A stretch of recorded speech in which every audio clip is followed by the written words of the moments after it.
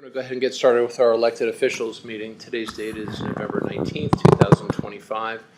The time is 9:02 a.m. In attendance are Commissioners Eberline and Matari. We also have our sheriff here, our Bob Norris, our prosecuting attorney Stanley Mortensen, our assessor Bela Kovacs.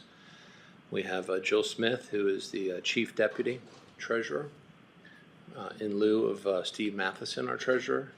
And we have Jennifer Locke, clerk, and Grace, her deputy chief.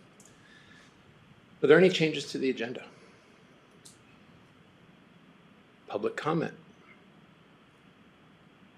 Hearing none.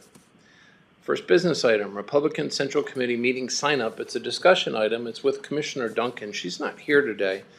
And since she won't be presenting, I'm going to ask that we just move this to another time. She can send an email out.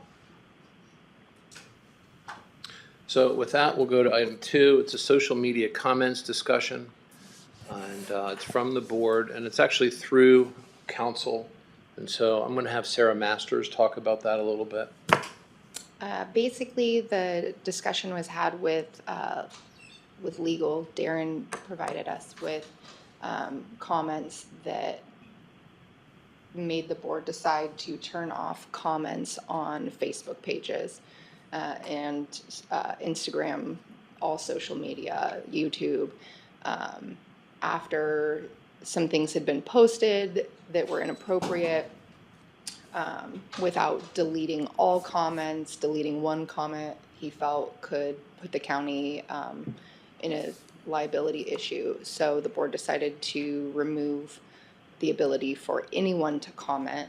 So that's YouTube, Facebook, Instagram, Twitter, and the board has asked all 10 of the departments below them to do the same. So it's just as a discussion on here so that each of the elected officials is aware that that change has happened, and also for liability reasons, just in case you want to do the same. The Sheriff's Department, I believe, already has disabled comments. I'm not sure about the other elected officials. Some of the elected officials don't even have Facebook pages, but that's where the board has landed.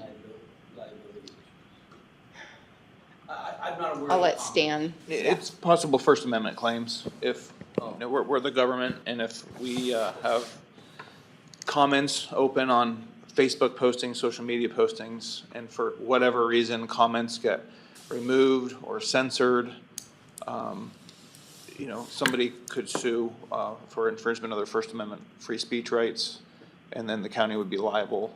And so, it's best just to avoid the whole thing. And if the government doesn't have to create a forum, right? And so, but if the government does create a forum, then you open up yourself to First Amendment issues. And so by disabling comments, it just becomes a non-issue. I thought maybe the comment was someone made a comment that would cause liability. The comment itself causes. Oh. It's a censoring of the No, comments. it's a censoring. And part of the issue is even if you aren't going in manually and editing comments or deleting comments, Facebook has an algorithm that edits comments. So if Facebook finds something to be offensive in some way, they will go in and edit it. And so Darren said that there was liability with that as well. Can I make a comment? Yeah, of course. Can I ask? Back in the day, when I was the commissioner previously, we had some of those issues back there. That was in the old days. What issues? Just what we've been talking about is liability. When we make a statement, we need to create a liability possible. My question, Stan, I don't know if this is relevant to this discussion, but my question is, if the comment is allowed to stay, does that create liability? If the comment doesn't stay and the county doesn't remove or censor it, then the county has done nothing to create a liability issue. But as Sarah pointed out, some things are out of our control.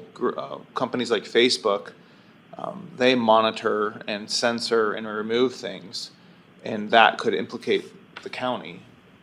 And so, you know, if Facebook, for example, is censoring or removing comments, they're not gonna be able to sue Facebook, they're gonna sue the county. And whether or not the county has any control over what Facebook does, you know, that has yet to be determined, but why create the issue? And so, Was you there know, any particular comment recently that caused? We did have a comment. I know the sheriff's department has had issues with comments, and you guys turned off comments before we did, and so we kind of followed your lead, I think. But we did have a comment made on a platform with some hate speak towards county employees, not elected officials. And then we're in a position where we're allowing some rather disgusting comments to stay, or we're making the county liable by removing them. Yeah, ultimately, this is each elected official's decision on how to have their own policy for that. But we're just having this discussion because this is what was brought to our attention. The sheriff's office has already moved on it. The board has moved on it with respect to comments, and these are just some of the pitfalls that are out there. And I don't think anyone wants to be in a situation where a citizen writes a comment and starts listing out government employees or county employees and saying things that may or may not be true. And then, of course, we're put in the situation of, if we remove the comment, then that's a liability. And if you keep the comment up there, that's a potential liability. And so that's really, this is more of an informative decision. It's your call as the assessor for your own section of whatever you have public facing where people can or cannot write comments. in my office has disabled combo. We do it, I don't know if there's a way to disable it up front, but my experience tells me every time I make a posting, we have to manually disable the comments every time we make a post. It just depends on the platform. So in the packet for this, and I can send it out in addition if anybody wants it, but there's instructions on how to remove comments for each platform if you are interested.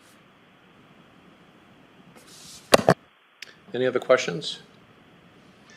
Well, like a Mike Tyson fight, this meeting is pretty much over. Coroner Johnson. Okay? Your timing is perfect. Yes. Now, with that said, I actually had a friend that went and got a popcorn and a soda, and by the time he got back to his chair, the fight was over and the ticket was a waste, right? So with that said, I would like to point out that, part of the reason these meetings are even happening is because it's an opportunity for everyone to get together. They have to be publicly noticed and clerked because there's two commissioners here. The rest of you elected officials could all get together at any time, any place, without any concern, but it's because of the board and the way the rules are for us. I personally would like to have meetings that are a little more fruitful, a little more productive than just busy work type stuff to talk about, because I feel like, having a meeting that takes all of, 8 minutes is really something that's not as productive. And certainly to have you here, Coroner Johnson, showing up and it's over, just a few minutes into it, I don't think is productive for anyone. So moving forward, what would you like to see if we're going to have these? So Bruce, can I make a comment? Yes.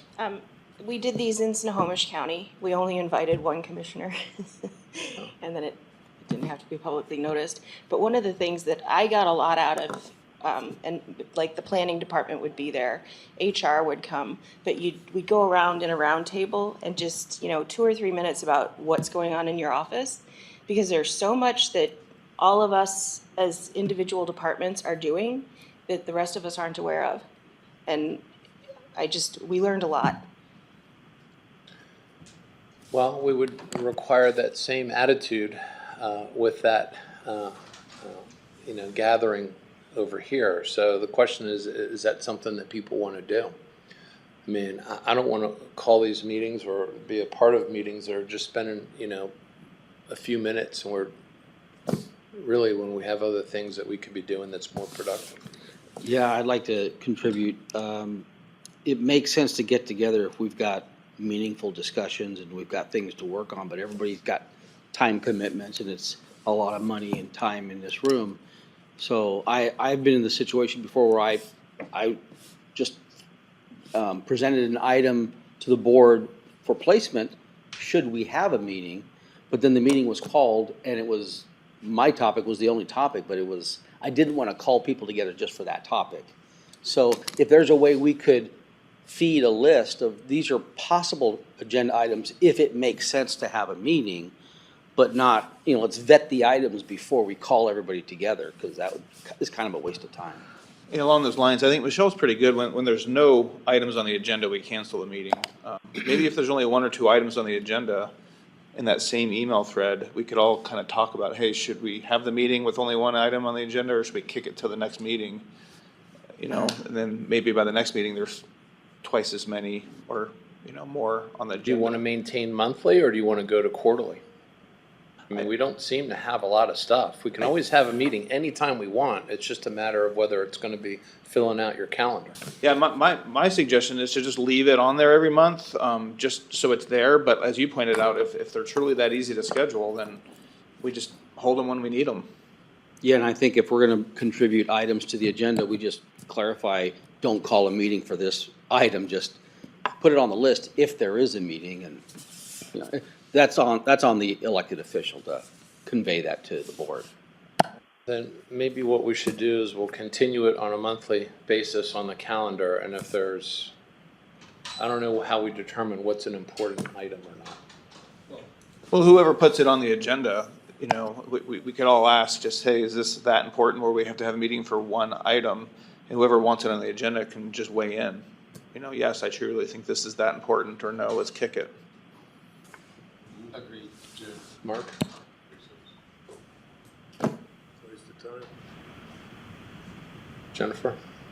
I would say, talking to other clerks, like one useful thing maybe the clerk's office has done is not having a board meeting, because really this is a Board of County Commissioner meeting. I don't treat it as an elected officials meeting because of the way 2 commissioners are here, like you stated, at least 2 commissioners being there.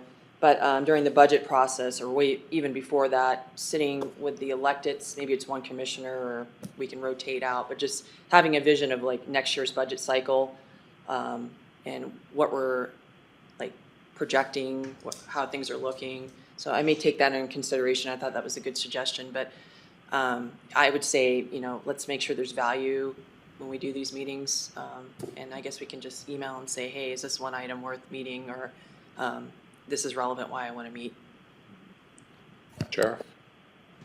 With consensus, I think once a month, if there's something on there of value, 3 or 4 items, let's keep it, but if not, postpone it for the next month. Unless there's a time-sensitive component to it. All right, fair enough. Public comment? Separate note, tax bills will be hitting your mailboxes soon. Yay! Anybody No one's else? Public smiling. comment? 9:15, meeting adjourned. Thank you.